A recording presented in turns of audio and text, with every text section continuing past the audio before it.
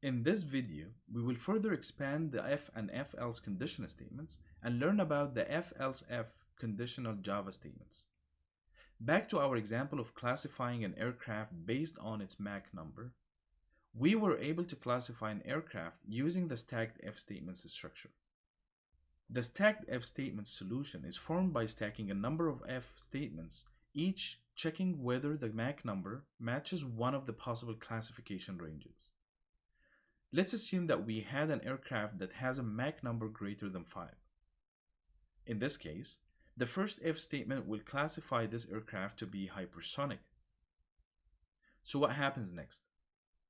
Java will continue and check all the subsequent if statements, which of course none of them will be evaluated true, so it will continue downward through the false paths until it stops.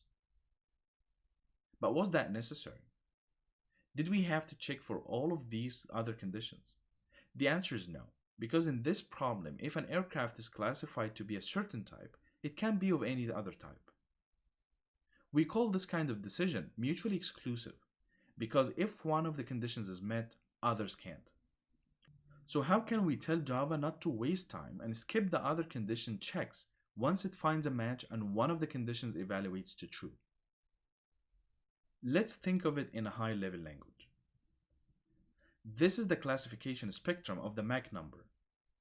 If Mach is greater than 5, the aircraft is hypersonic. Else, if Mach is greater than 1 and less than or equal to 5, then it's supersonic. Before we continue, here is a question.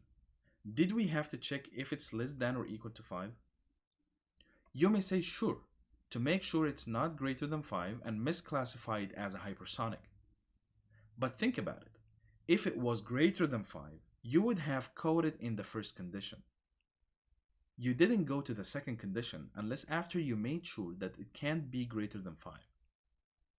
Let's continue. Else, if the Mach is equal to 1, it's transonic. Then else, if the Mach is less than 1, it's subsonic.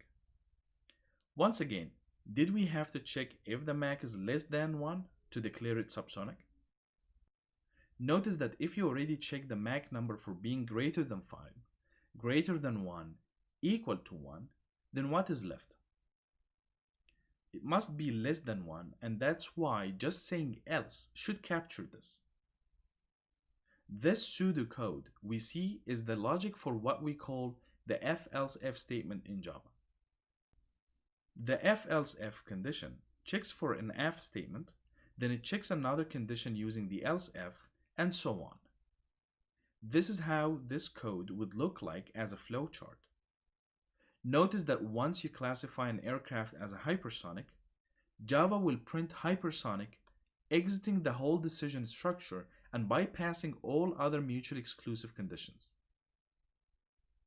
As we said, the if-else-if structure starts with an if, followed by any number of else-if, and can end with one of the else-if or by just an else to capture everything else. Notice the difference between the stacked if and the if-else-if structures in classifying the aircraft speed. It's important to understand that if the conditions you are checking for are not mutually exclusive, then the stacked if statement structure is the way to go.